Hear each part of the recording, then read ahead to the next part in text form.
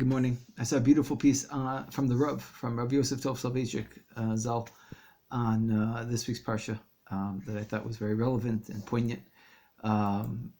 People making a big deal about the fact that it's 71 years since the establishment of the State of Israel, where you have all public transportation, sporting events, movie theaters, restaurants, everything closed down. People keeping Shabbos at least more than they would have otherwise. So this point that I read in the Rav is very relevant. He notes at the beginning of this week's parsha, Vayakhel, so it says, the first pasuk says, these are the things that Hashem commands you to do them. It mentions Shabbos, that's the first thing, and then it mentions the second thing, so first it says, which is, these are the things, and the things that it's going to be talking about are Shabbos and the Mishkan, and then after mentioned Shabbos, then it says Zeh Hadavar. This is the Mishkan. So clearly there's a connection between these two things. Last week's parsha, the Rav points out, after having gone through Parshas Truma and Tetzaveh, the description of how the Mishkan is supposed to be built, the clothing, the people who are going to be building it, and so forth. It mentions, however, in Parshas Kititza, after it goes through that, it says, et Shabsosai tishmoru. However, my Shabboses, et Shabsosai tishmoru. However, even though you're supposed to build the Mishkan and all that, however, Shabbos you should observe, ki oti b'nei b'nechem, because it's and so then you have this connection between the Mishkan, the building the Mishkan, and at the very end, hold on a second, but don't forget you have to observe Shabbos.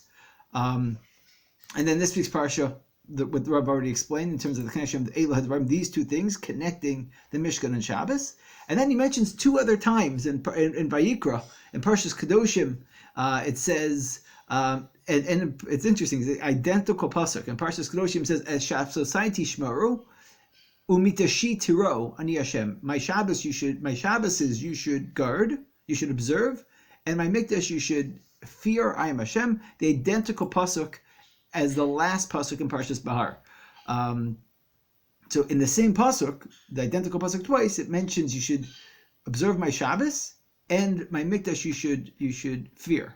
And what's interesting, the Rav points out, is that in last week's parsha, it's only after Hashem we had already heard a whole rendition of the building of the Mishkan and the clothing and who's supposed to do it and the donations and so forth. Only at the very end does it mention Shabbos. It's the last thing. Whereas in these latter three cases, in this week's parsha and in Parshas Kedoshim and Parshas Bahar, Shabbos is mentioned first and the Mishkan mentioned second. And the Rav tried to figure out why should it be? What's the difference between last week's parsha, the first time it's mentioned, where Shabbos comes at the tail end of the building of the Mishkan, and in this week's parsha, and the next two instances where Shabbos comes first. And the Rav suggests that after last week's parsha, when Shabbos came at the tail end of the building of the Mishkan, there was a Chet HaEgel. And the Chet HaEgel generated a tremendous deterioration, a spiritual deterioration of the Jewish people. And beforehand, when we were at a higher, more perfected level, we were able to focus on building of the Mishkan, and the Mishkan, which was the Mikdash, the first iteration of the Mikdash going to the Rambam. At that point, we were able to focus on it. But once we sinned at the Chet HaEgel, at that point, our level had declined, and we had to focus on the more fundamental aspect of relationship to God, which was Shabbos. The Rav notes also that there's a commonality. These two institutions are extremely close to each other. Hashem, through both of them, he's creating instances where Hashem, the Eternal One, who's so far beyond us, and so how can we relate to Hashem? And Hashem creates these opportunities for us to relate to Him. Clearly, the Rav is alluding to the Gemara, which talks about how Hashem was metzamtzem et atzmo. He somehow contracted himself. Obviously, God can't contract himself, but in some way where we are able to connect to Hashem, who's clearly so far beyond us. And we have that in the Mishkan, and we have that in Shabbos. But there's a clear disparity between the two. The Rebbe explains that one is in terms of location, that this place is Kadosh. That's obviously the Mishkan and the Mikdash. And the other is Shabbos, which is in time. And that distinction also creates that the Mikdash, which is in location, is always Kadosh. At the end of Parshas Pekudei, which we'll read at the end of this week's Parsha reading, if you're in a shul, it's going to read it. Our shul is closed, closed for business, unfortunately. But in those shuls where they are reading, or Bezrat Hashem next year, we'll only have more people, no fewer, to hear the Parshas Pekudei. At the very end, when the Mishkan is consecrated, it says that the cloud was over the Mishkan during the day, the fire at night, indicating this continuous kedusha that exists there.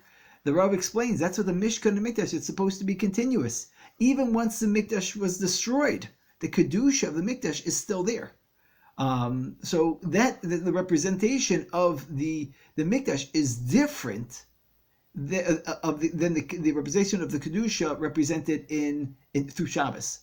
And the difference is, the Rav explains, is that the one that's eternally there and always there, that is how God exists. That's how Hashem exists as eternal and as a kedusha that is far beyond us. The Mishkan, on Shabbos though, the kedusha is generated by man ceasing his creative activity. It's within the world. It's how we see Hashem, how we could relate to Hashem through ceasing our creative activity. And so that's a clear distinction between the two.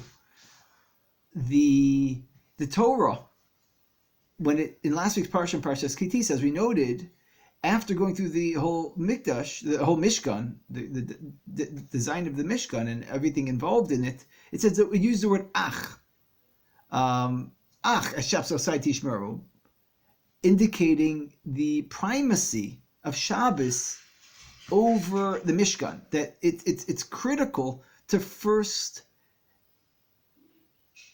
I wouldn't necessarily say master, but to first realize the full observance of Shabbos in order that we can merit the building up to higher heights through the Mishkan and the Mikdash.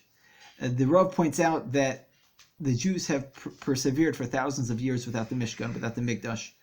And however, without Shabbos, the Rav argues we would have perished. So Bezrat Hashem, this week where we have the tremendous opportunity, hopefully many more people this Shabbos will not just have the opportunity, but take the opportunity to build on the relationship to Hashem through Shabbos, and through that we'll have the opportunity, Bezrat Hashem, to build the base of Mikdash and build ourselves up to higher heights in our relationship to Hashem. Have a great Shabbos.